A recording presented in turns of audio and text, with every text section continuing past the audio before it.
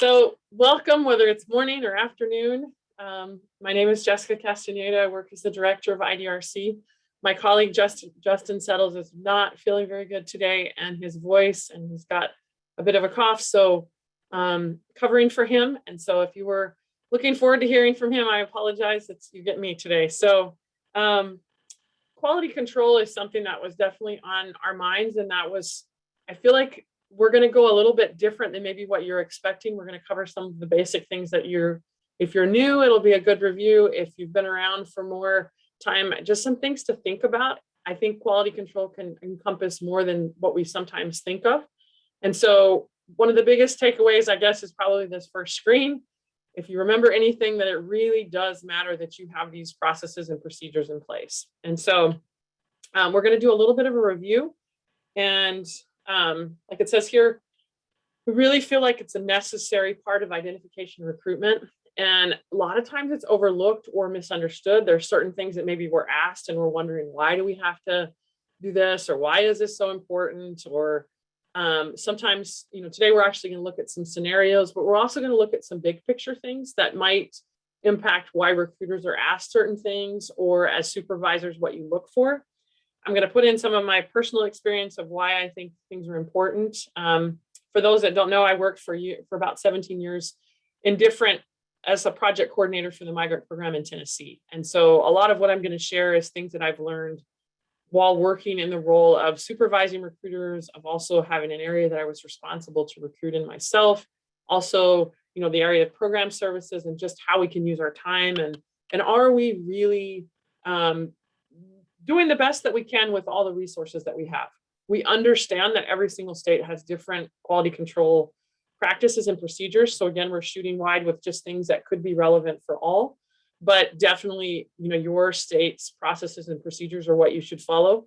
And like it says here, at the end of this presentation, you should be able to recognize how your state handles quality control and see some of those things as we mention them.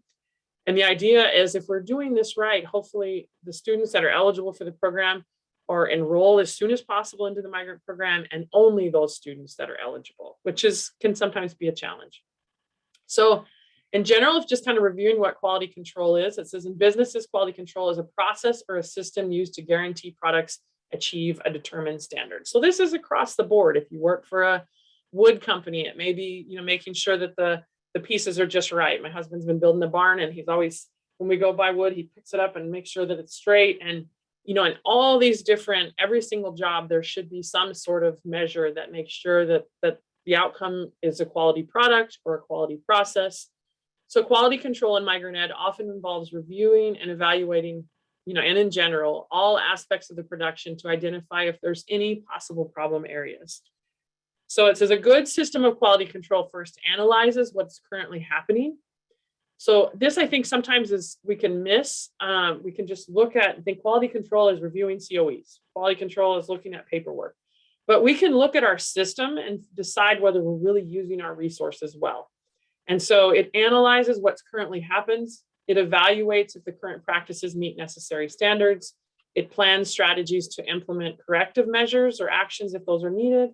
And then also is ready to implement the steps that need to be improved. And so I'd like you to think of quality control as more than just someone's going to take your paperwork, take a look at it, see if it looks right. It's really looking at the whole processes of what we're doing in IDNR in our states.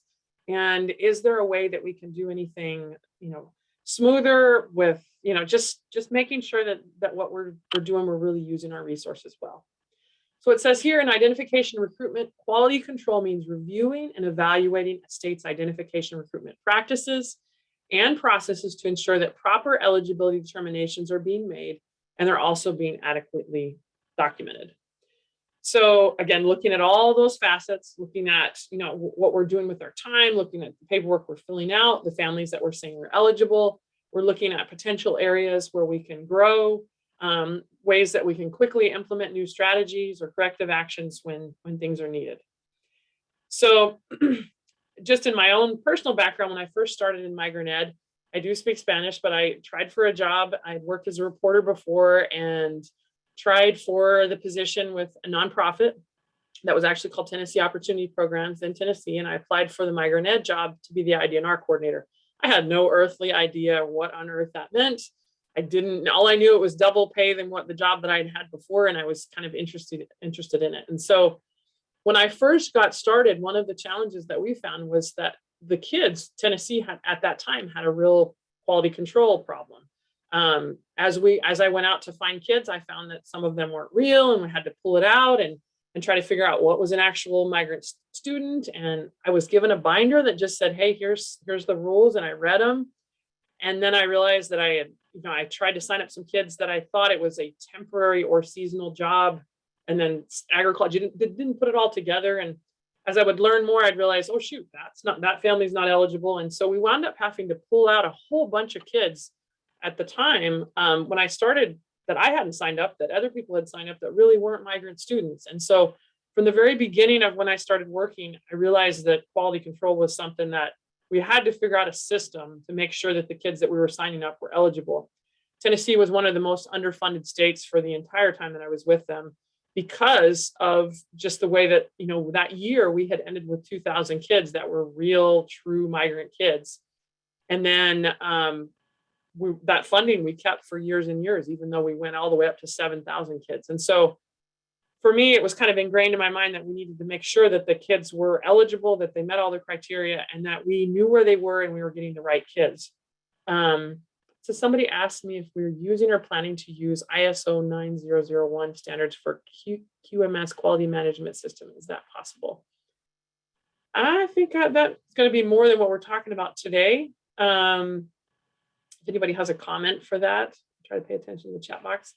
We're going to be talking about general quality control as far as, and so if you're using, depending on the standards that you use, that's going to be based on what your specific state is wanting to use. We're just going to swing wide and really talk about eligibility, quality control in migrant ed.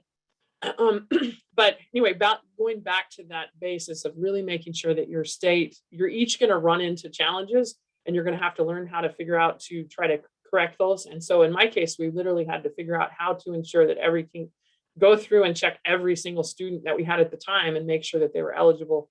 And so we kind of looked ahead. That was something that was always on my mind.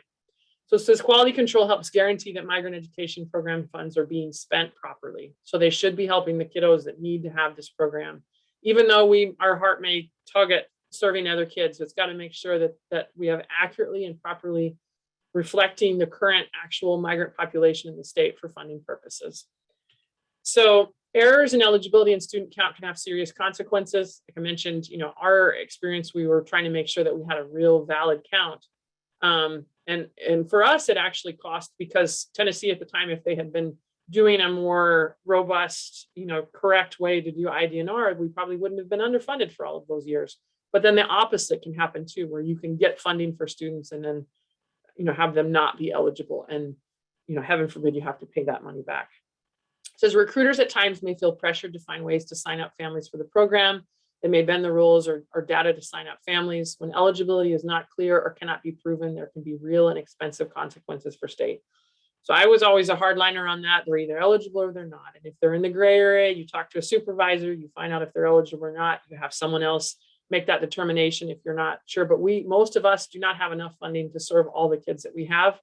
And so we want to make sure that we're not bending the rules, that the kids that are eligible for this program are the ones that are in there. Every state is required by the Federal Office of Migrant Ed to implement a thorough quality control process, and to have that documentation, it really explaining that you are getting those proper eligibility determinations, that those are being made.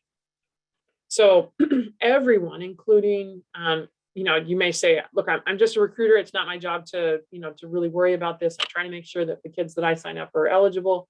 But it says here, everyone, including recruiters and administrative staff, is responsible for knowing the child eligibility requirements and ensuring implementation of their state's quality control processes. Now, I have seen in some states where the recruiters really know the rules, but the supervisors do not. And so that also would be a red flag for quality control.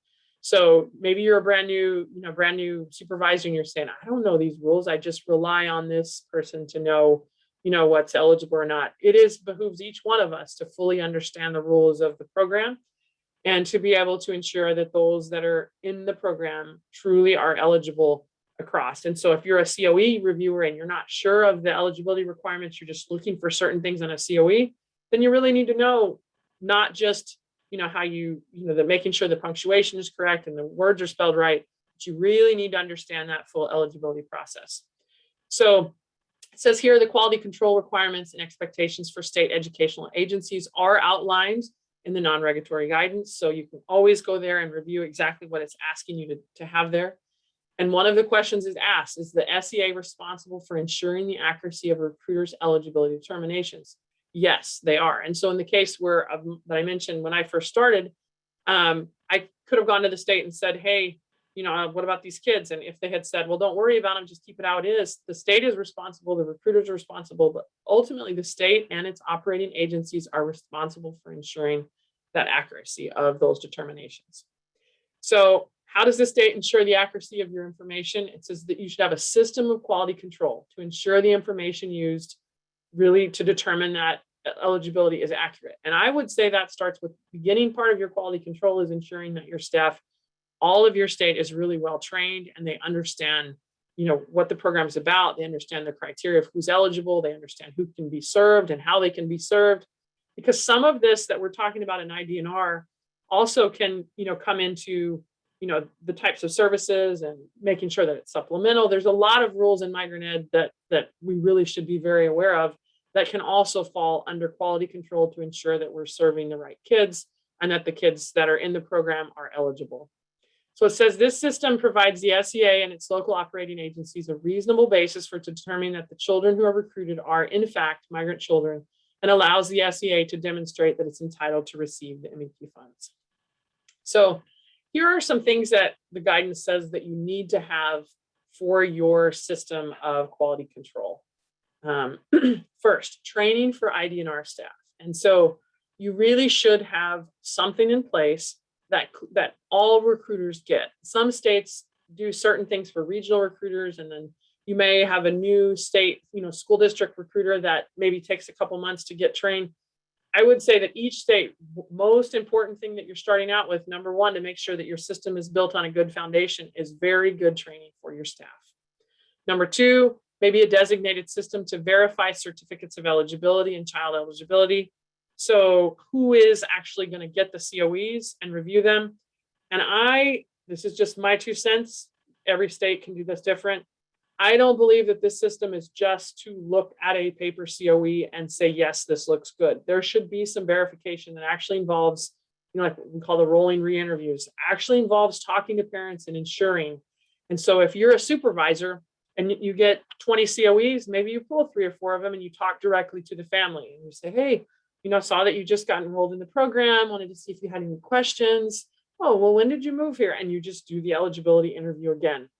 And then at the same time, you can also say, well, do you have any questions about the program? Maybe the family says, I don't really know what I signed up for. I just filled out the form. And maybe it's a chance to make sure that the way that recruiters are explaining the program, not only do you know that they're eligible, but the family has a good sense of what they just signed up for. And so I would add that, that training and then that designated system to verify those things, that the recruiters can also let them know, hey, you might be called by a supervisor in a week or 2 just to make sure that I've done this correctly. Then there's a process for resolving eligibility questions from IDNR staff. Do they, for example, if they're out in the field, fill out a COE on a family that they have a question for and then put a sticky note and say, I'm not sure about this, or they call you? If they have specific questions, do they know where to send those? Is there a quick response rate? Number 4, it says ensuring eligibility determinations were made correctly. So you review those COEs. If there is, maybe I'm calling those 4 and I find that, wow, 3 of them were not right. Maybe I call some more of them. Or do I take a look at those forms and I see that, recruiters are really struggling with a certain part of the COE that they keep maybe, maybe they're having a hard time putting the information about when the migratory worker moved, and then it's not quite working out with the qualifying arrival date. Maybe there's certain areas that they're struggling with. Then I want to monitor and make sure that there's practices of, it says here, monitoring IDR practices of community outreach liaisons. So are there other people that also do eligibility determinations? Documentation of implementation of quality control systems. So do I actually have something written down, typed up that says, hey, this is our plan, this is what we're going to do? And do we have a process for implementing corrective action when needed? And so we'll go into a little bit of this, but sometimes I think we can get stuck in the wrong kind of areas on quality control. Let's say you have a recruiter that spells things wrong and spells Phoenix wrong every time you see it. And so you're mailing that COE back, or you're sending that COE back to say, hey, you're spelling these words wrong. Maybe in your state, that's a process that you want to have. Maybe in another state, they're getting a little bit of the, the white out here and just fixing it and letting them know, hey, you keep spelling Phoenix wrong, but I fixed it and it's already in the system. You've got to determine, what are the nuts and bolts of what your process is? What are the things that are going to send the form back to, or send this, COE review back to the recruiter, or when is it something that you can fix? And so we'll talk a little bit more about that. So let's look at some real life examples of quality control issues. And we're going to take a look at and kind of discuss what action that you might take. So this first little section of what we're going to be doing is actually a scenario. So use the chat box. I'm going to pay attention to kind of, if you want to take notes while I give you the scenario, and then you're going to take a look at the COE and tell me what you think is wrong, or what, if there is anything wrong with that particular one. So here is the scenario. So kind of put in your mind, take notes, do something just to kind of have it in general. A recruiter in South Carolina meets a man named Jorge Gonzalez at a local restaurant. Jorge tells the recruiter he's been living in South Florida for 2 years. Jorge moved from Immokalee, Florida to St. Helena Island, South Carolina on June 7th, 2019. Jorge moved with his 3 school-age children and his wife. And the day after he arrived in South Carolina, he began working on a farm picking tomatoes. Jorge tells the recruiter he doesn't have a lot of time, so the recruiter writes the COE as quickly as they can. Now, that I know has happened to me many, many times. They got 2 or 3 minutes and you're just writing as quick as you can. You may write the minimum things and fill in the rest as soon as you get in your car. But here's the COE. So in the chat box, hopefully you can read this. You can put any error that you possibly see. So if you're a reviewer, you might spot them right away. If you're a recruiter, you can also spot them right away. Put in the chat box what you think that the recruiter has wrong on this. And don't raise your hand, just use the chat box. So 2A, say, okay, and if you want to be pretty specific, kind of says 2A is not correct, okay. Harvesting what? Good. Was not a dejoin move. Okay, what else? 5B, okay. Number 4, Honda says 4-2 with the worker, the join. So some of these mistakes are super easy to make. You got the words spelled wrong as far as, the city, the dates. I mean, right away, that 2016 is, you can see there's spelling errors. Lots of things going on this COE, with the COE. And sometimes they come in just like this. And so that can be, so here is everything that we were seeing. We've got certain section 2A is marked incorrectly. The cities are reversed. You've got things that are spelled wrong, incorrect migrant worker move date, qualifying activity does not meet required guidelines, and section 5B is not answered.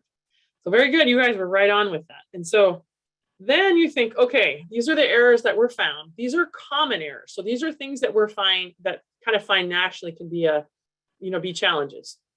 Worker listed as having incorrectly moved to join or precede the worker. The migratory agriculture worker date is incorrect. Cities are spelled wrong. We can see that a lot in M6. You see that, there'll be certain names, certain places that are spelled in tons of different ways. The qualifying activity on the COE does not match required guidelines, and an option was not selected for question 5B. So these are other common things that they see generally. So if you're a COE reviewer, you're probably nodding your head saying, yes, this is missing comments or comments that do not provide sufficient information. And sometimes it's the opposite. Sometimes it's comments that don't have anything to do with anything that really needs to permanently stay on the COE. It may be that they want to be enrolled in a summer program or something like that, that doesn't need to actually be on the COE comment section. Incorrect children's names, incorrect birth dates, incorrect grades, incomplete contact information. I've been guilty of, Spanish is my second language. And so sometimes when they say names, I have to say, did I spell it right? Is this your kid's name, or did I just give them a new spelling of their name? So it says COEs should always show a clear story picture of eligibility. So we always remind recruiters when you turn in that COE, make sure that it clearly matches the story A lot of errors on COEs are caused from recruiters working too fast and carelessness. And I think sometimes it may be that you don't mean to be careless, but you filled out, you forget to go back and check, or there's something you needed to follow up on. It says you should take a moment and slow down to ensure the information that you have is correct. So whenever I'm recruiting, I try to, after I fill out a COE, if there is something else I still need to fill out, to do it pretty quickly, whether I pull over on the side of the road, to fill it out pretty soon before I forget, because a lot of times you'll meet plenty of people in the day. And if we're fortunate enough to fill out lots of COEs in a day, we may not remember exactly all of the details. And so the sooner that we fill it out, the better.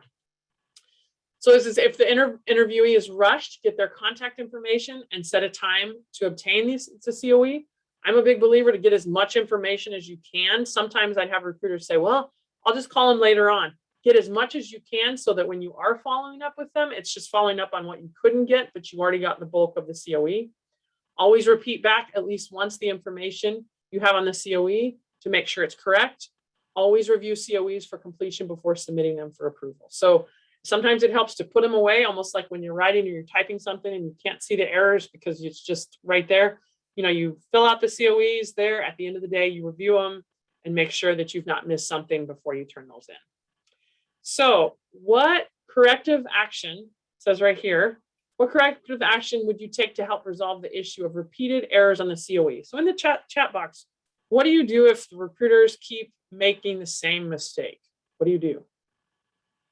Because, how do you handle that? Go ahead and put in the chat box. Or if you are the recruiter and you get something back, how do theirs? Sandra says provide training. Yeah, a lot of times, it may be as simple as, hey, these are the spellings of this, or I'm noticing that these are the particular areas that you're really struggling with. One-on-one talks, return this COE, go over the mistakes, training, or meet one-on-one. I think that's helpful just because it's going to be review all information before submission, ask a recruiter, ask why it was rejected specifically and how to avoid it in the future. That is something too. Sometimes your COEs are rejected and the reviewer may not tell you why. And you want to make sure that you know for sure why. So always ask that. Since we've emailed the recruiter with all the corrections. If all of the recruiters make the same type of errors, then bring it up to the issue of the whole group. So right on, you guys have exactly those things. And I think that the one-on-one is really helpful in the beginning. And then if you see that it continues multiple, then you can move on. It says Region 16, we have a weekly scenario and monthly meeting where recruiters have the opportunity to practice. So yeah, so you get to see it right then. So good, very good ideas there. It says, if an error is found in the COE should be sent. Now, I am a believer of not always sending the COE completely back, depending on what the error is. And so I know as a recruiter, if someone said, hey, you forgot to, like, I saw one recently that someone sent back to a recruiter because they didn't put their last name on the signature. It was like, okay, if that's the policy, then that's good. But I know some signatures you can't even read from the beginning to the end. So you want to make sure that whatever your state's policy, that it's really reviewing those things that you feel are really essential to make sure that they're correct. Very good point from the last two comments there. Have a coworker have someone else before you send it into the official reviewer, take a look at it. And that's helpful, especially another recruiter that does this. They might be able to quickly point out errors that you have. Practice makes perfect. Recruiters should practice filling out as much as possible. Because if I'm having a really hard time determining the correct wording, I call your supervisor. Sarah says, love the electronic COE. So accidentally skipping something required is not possible. However, any correction must go back because I can't fix it at the state. So yeah, depending on your system, you may have to turn it back. So one of the discussions with recruiters is a good one-on-one discussions is a good idea. You can bring up specific instances.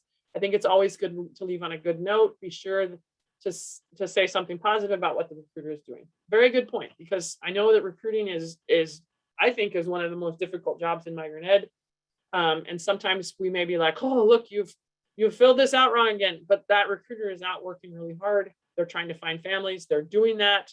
But so we can get sometimes caught up on things that are not eligibility issues. They're more just, punctuation and comments and things like that. So it says here, practice makes perfect. I do believe the more we fill those out, the easier it gets. I know as, there's parts, the more you take a brand new recruiter out in the field and they're trying to decipher all of the things that need to go in the form and the right questions to ask, it gets a lot easier as you go. So if you're brand new and you're feeling overwhelmed, I promise it gets better. We do have our monthly newsletter that we do the practice scenarios each month. I think we do it like 3 months, and then 1 month we do a newsletter. So we'll get, we should have September 1st, we'll have some more scenarios that go out, have recruiters practice reviewing and identifying COEs with errors in them. So for those that are supervisors that are reviewing, one of the things that we find is helpful is using a spreadsheet to track the errors that are found on COEs. You can really look at what errors each recruiter kind of struggles with. And then maybe taking in for your actual plan of corrective action for quality control would be to kind of mention, okay, this one was sent back, or this one, what, the processes that you took to make sure that those things were cleaned up. So tracking COE errors can help you identify patterns and let you know when stronger corrective actions might be needed. So here's another one. This is a little bit of a different situation. It says a staff member calls a family 2 months after a COE was completed to see how the family is doing and see how the family's time in MEP has been going. When they talked to the mother, she remembers speaking to someone and signing a form, but they were unsure of why they were providing their information. Family has not received any services, and mom does not recognize the name of the Migrant Ed program. The mom is very concerned about why their information is being shared to others. So I have encountered this in my experience and it's kind of a weird moment. How do you explain the migrant education program to ensure families are aware of what they're signing up for? Any thoughts in the chat box before I go to the next one? Because this can happen. It seems like we're there explaining to a program. I've done it myself, where you talk to someone and you think that they understand, and then they're like, okay, they can't, what did I just sign up for? And you're like, really? Did I not? So, how do you explain that? It says, besides re-interviewers, explain why they qualified in the job that they're doing. So Lorenda, what they were doing. So yeah, what it was why they qualified, and then kind of what they're going to get from it, why they, but yes, exactly what she's got here. Absolutely, yes. Following up with families and establishing relationships, finding out needs. So this is something that we kind of encourage, besides just re-interviewers, with just looking at forms, is to also in that re-interview process, not to be so much like, okay, we have someone that just does this re-interview and they're just calling to make sure that they're eligible, but it's to call and make sure that they fully understand what the program is about, what the resources are, who they contact if they have questions. Does the family have any immediate urgent needs? Review their perception of the program, what it is that they think they just signed up for. Do they understand what it is that they've signed up for? And so it says, how was the family's experience with the recruiter? Any service providers that they met? Does the family have any questions? I cannot tell you how many times that I have called about another, like recently we did a leadership institute for some kids that was completely virtual in one state. And when you reach out to families, sometimes you say, hey, I'm with the Migrant Ed program and you guys are eligible. They'll say, what? What is this? And it seems like we start over and over again. So it's really important that they fully understand what they've been signed up for. And if the family has any questions, and to make sure that it also is a way to evaluate how recruiters are doing. Sometimes as recruiters, we can get really concerned, why is someone coming after me? But at the same, for the good of the program, it would be helpful that these things exist. And so there's going to be errors. There's going to be things that have happened. I remember when I was recruiting years ago, I had signed up a family, spoke with the mom. The mom explained that her husband had always worked at nurseries and they had moved to this area. And every single thing that she said checked out. And so I filled out a COE. And then my supervisor went behind me about 2 weeks later and did a re-interview of the family and came back and said, why did you sign this family up? They're not eligible. Well, it turns out she had talked to the dad, and the dad was a tractor mechanic and he had always been a mechanic. Now, mom never mentioned that he was the mechanic. Mom had never mentioned several really important details. And so it kind of was a little bit disconcerting to me, thinking, I can only go on what they say. And so as supervisors, we have to remember that there are going to be errors. But when you find out, we could easily see what the error was. I spoke with mom. She had a different perception of what dad was doing. She spoke with dad. So the family was not eligible. We pulled them out. But for me, it was good that, at first I was a little concerned, thinking, I don't want her to think I'm trying to cheat but when she could see that it was a genuine mistake, these things are going to happen. But the more people that we have checking on things, the less that it will happen. So it was great that she had she called and spoke to dad, who happened to answer the phone, and I had been in the, face to face with mom. And so that is something also to keep in mind. Pat says, we leave a flyer with all the recruiter photos and explanation of the re-interviews in an M6 flyer. That is a really good point. Like if we're just doing, just vocally telling them things, or if we're giving them materials that they can review and really think about. Maria says, as a re-interview, I always inform the families of an upcoming event, such as a Saturday school registration, letting them know they'll be receiving a call in a few months, week offering the Saturday school. So that's another very good point. You're not just calling to see if they're eligible. You're calling, reviewing that their eligibility, and then letting them know of a service or things that are going to be happening. Very good point. So always make sure the students that they understand why they're providing their information and what they're signing up for. Recruiters should also be able to thoroughly explain the services that are available, and always have good, high quality flyers, brochures, and pamphlets with contact information that can be handed out.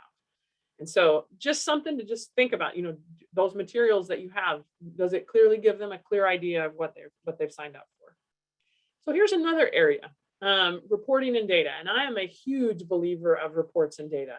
I had, some quality control issues with reports in the past that were actually, I would have a person saying that they were working, and then things in the reports didn't add up, and it turned out that they weren't working, or their mileage didn't add up.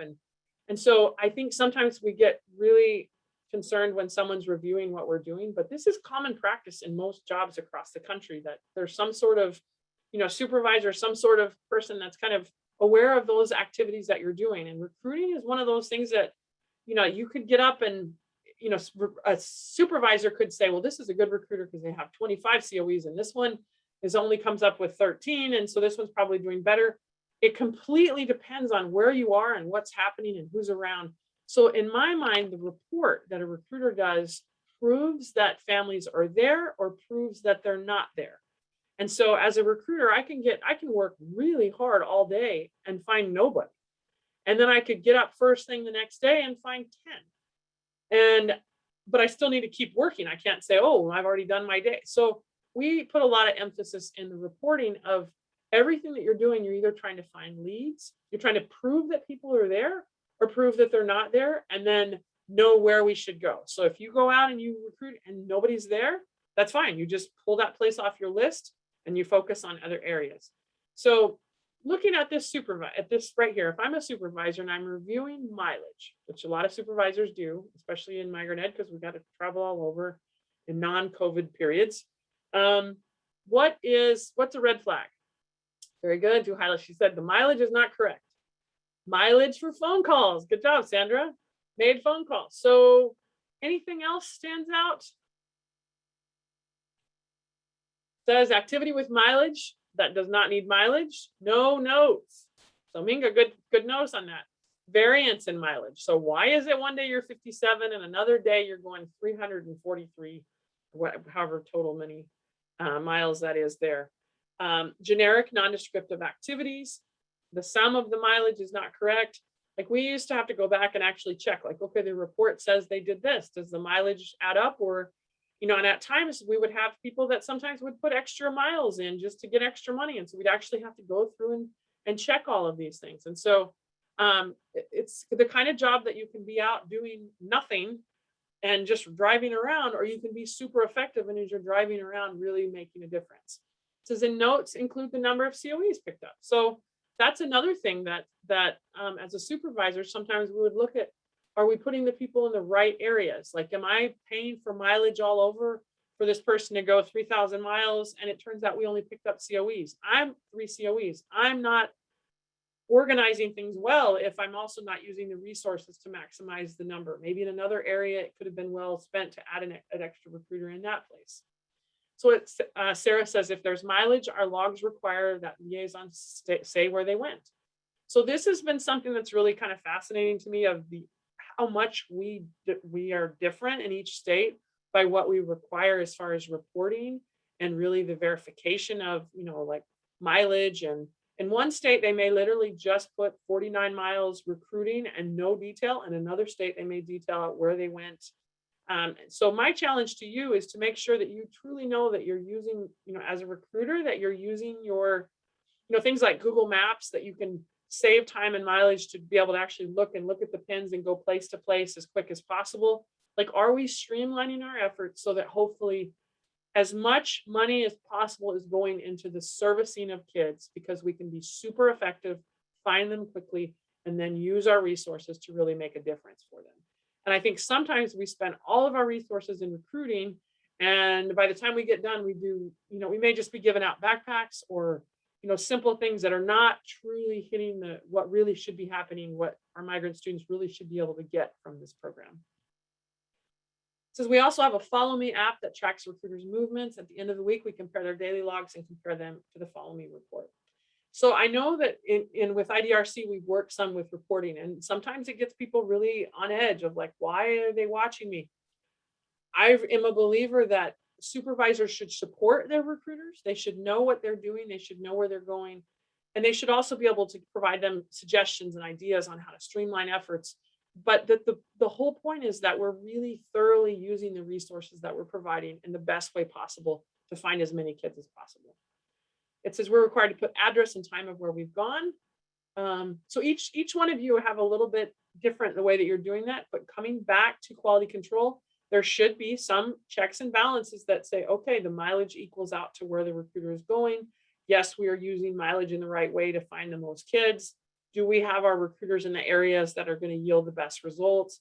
Are we thoroughly canvassing our state, or have we just chose a few places that we're going to work with and step back to say, we don't have enough funding for the other areas, when there could be migrant kids in a county that we're not even aware of? So all of that goes into providing really good, a system that has very good quality control. So it says collecting thorough and regular data on recruiters and what is happening in the field is an important step in quality control. Reports, they provide that snapshot of what the program is doing. Recruiter reports document and explain how MEP funds are being spent. So again, we want to be good stewards of the funding that we receive, and good stewards to ensure that the program really truly is meeting what it was designed to do, and that is to help more students graduate through quality services that we're able to provide to help them more succeed. Says the more thorough the data is collected, the more transparent the program becomes. At the same time, you want to ensure that you're running the line of not being so cumbersome that your recruiter says, this is too hard. I got to go out all day and do this and this and this. So whatever you can do to streamline your process, of course, is helpful. Data collected in the field also helps ensure other recruiters are spending their time correctly by not doubling up on locations or following up on old information. I have noticed one of the things that sometimes recruiters struggle with is the follow-up. Like, how do you organize? You meet somebody, they say that you can come in and talk to them. Do you come back quickly, or do you get busy with other things and maybe 3 weeks later you step back and somehow the farmer that you try to get permission doesn't seem that interested in letting you in anymore? So the window closes. And so sometimes that documentation can help you see, hey, what did I do and who did I still need to follow up with? And when do I need to follow up? Because sometimes you may not follow up for 6 months. How do you keep that all organized? It says, what corrective action would you take for someone turning in incomplete or incorrect reports? And so several of you have mentioned, so it says ensure that reports are turned in by a set date and time. If you're a supervisor, be sure to thoroughly review all reports that are submitted in a timely fashion. I can't stress enough how important it is for supervisors to know what recruiting entails and to have spent some time in the field. Even if it's 1 day or 2 days, spend some time so you know what their day looks like. And so I think sometimes that will give you a better understanding when you look at their reports and you look at their things that are happening. Reports and mileage should always be a complete and accurate reflection of what occurred and what work was done. And you can think about on reports, what do you need back from that? Is it the visits that they make and they're doing farm profiles? Is it contacts of who they spoke with? What is it that you want from that? And as a recruiter, be sure to take as thorough notes as possible out in the field. Always include date, time, and who was contacted.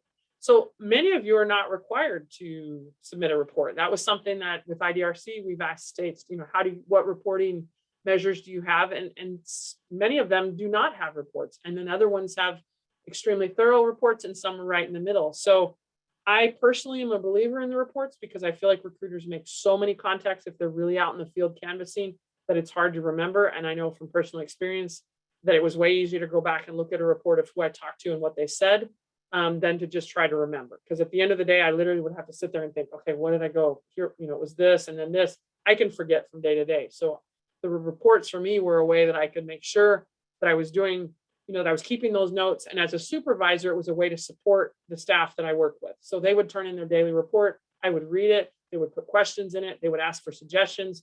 I would provide that right back to them as soon as I reviewed it, so that they didn't feel like I was just checking up on them. I was there to support them. And so you can do it in different ways, but I'm a big believer in the reporting being a way that you can really help support your recruiters with what's going on and to know of those challenges that they face.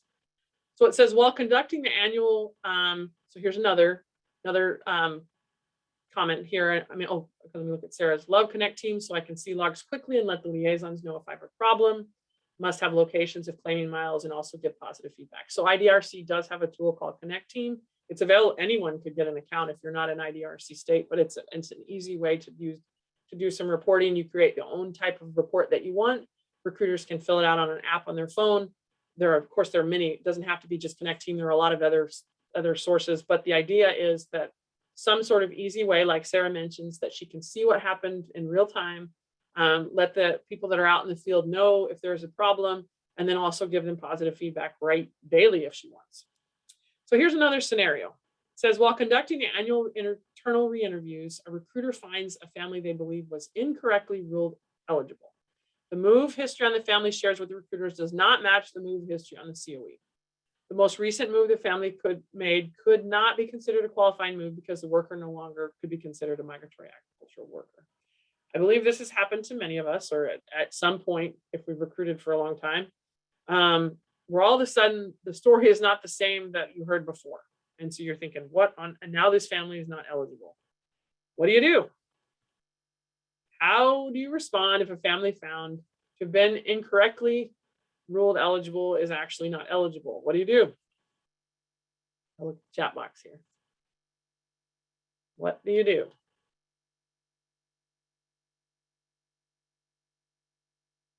Any thought? Check your notes. Okay, first of all, think what happened here? Contact the family. Okay. Other thoughts? So it says here, remember, mistakes can happen out the field. Whenever a family is found to be incorrectly ruled eligible, you're wanting to get them out of that system as soon as possible. Always follow up with the student and the family to identify why they were incorrectly ruled eligible. So like Josie said, contact the family. Francisca says, withdraw the family and explain why what happened. Explain to the family also why. Notify the family and the state that you'll be withdrawing the family from the system. So definitely talk to the family. Don't just pull them and be like, oops. Talk to them, talk to both sides, and then pull them out, because that will happen, unfortunately. This is always conduct secondary and tertiary interviews with any family that might have been possibly ruled ineligible. Sorry, my kid is texting me right now. I'm trying to pay attention. This is always conduct secondary and tertiary interviews with any students or family that might have possibly been incorrectly ruled eligible to verify all information. So thinking of that, so you want to make sure that you've figured out what the problem was. Was it just an error in them telling you, hey, it was this year, but it was actually a different year? Like, what exactly happened? Common mistakes found during re-interviews. Recruiters struggle to correctly identify students when migratory agriculture workers make subsequent moves. This is a big one that we see. Students in migratory agriculture worker move separately, so they're not quite maybe we didn't get the dates just right, or maybe you didn't realize they moved separately. The move of the migratory agriculture worker and the QAD are incorrectly listed as the same. And so like Maria says, sometimes families will say what they think you want to hear because they're afraid. Or maybe you clearly said, hey, you have to have moved in the last 3 years, and someone was sharp enough to just say, okay, this was the time. So you want to make sure that you're able to really, that you know why it was wrong if possible, and then you can fix it as quick as possible. Other common mistakes found during re-interviews: incorrect qualifying activities listed on the COE, incorrect qualifying arrival dates, migratory agriculture worker listed on the COE is not the student's guardian. So those are some things that you kind of see. So before we finish, are there other things that you guys are seeing as far as anything else that you're kind of have on your mind as far as quality control that maybe we haven't mentioned that you feel is really essential. Sometimes I think we may think of, in one state we may think of quality control in a certain way, and another state is thinking it in a different way. Again, we want to make sure that the core of it is that we're all making sure that the kids that are eligible are, found as quick as possible, and that our processes to do that are as clear and as, as good as possible. And then that we have checks and balances along the way to ensure, through our reporting, through our mileage, through our contacts, through that documentation that we keep, that to really show how those funds are used wisely and well. And then to ensure that our staff is well trained, and our staff across the board. So if you've got a brand new director, that director has that challenge of making sure that they're also well trained, and they know, what those who are working, as recruiters, or those that they're responsible for, that they know what, the requirements really are. So I'm going to look and see if I see any other comments on the chat box, and then I'm going to put in here, we are always required to, as kind of a checks and balances for what we do, to make sure that we have evaluations that kind of show how effective, hopefully, we're being. So I think quality control entails a lot of different things, but we would love your thoughts on the training that we've had today, but also on other subjects and topics that you have related to IDNR that will be helpful. So I hope the information shared today was helpful. I feel like it's a review for a lot of you. I think that the extra things that we were really wanting to add on is that quality control is more than just COE review. It really is taking a look at your full systems of ensuring that it's clear, and that you've got the processes in place to find errors quickly and fix them. So the presentation, a couple other things before we finish. Let me share where you can find. We've got a couple things coming up too. Let me see. So on our website, just for everybody's knowledge, we always post what's coming up. So if you go under upcoming events, we have all of any trainings that we have coming up. We do the next one that we have is on the 27th of August. It's for anyone in Migrant Ed, not just recruiting staff. We're going to be doing a combined training with Migrant Seasonal and Head Start. They are really encouraging their programs to work with our programs, and so their staff will also be on the call. We're going to be talking about kind of what Migrant Ed is working with if you're trying to re-verify students, and also what Migrant Seasonal Head Start is, and the ways that we can work together to make sure that if they were eligible for both programs, that we're working together. And then we're going to do a bit of updates on some ag trends that currently are really impacting migrant farm workers across the country that's related to agriculture. So you can get this on there. Now, if you're wondering where this presentation is going to be, if you go under webinar on the front page, I will post it as soon as we're done. We'll have the recording here, and we'll have the files. You can also check on the webinar page. We do put the upcoming ones off to the side. So I will put this, again, it's on our website right in the very front. I'll post it here in the next 5-10 minutes so that you can have that on there. So again, just encourage you to go and visit our upcoming events page, or literally the same thing. Okay, the survey, let me put the survey up here too. We would love your comments on the survey. We do pay attention if you have certain topics that you're hoping are covered. And then one other thing is we have a new Facebook page. If anyone wants to, you don't have to, that you can click out on what's new. We're really focusing on putting ag articles of what's happening there, specifically things that we're seeing that'll just kind of be updated. And then we also have on our recruiter learning portal, we have all of our recordings of all of our trainings is on a YouTube channel, and you can go ahead and click on that, and you can see everything. And so you can kind of view whatever you think would be helpful from there. So hopefully I'm sharing this and you can actually see it. So yeah, so feel free to use those. We hope this information has been helpful. I'm going to go ahead and stop recording.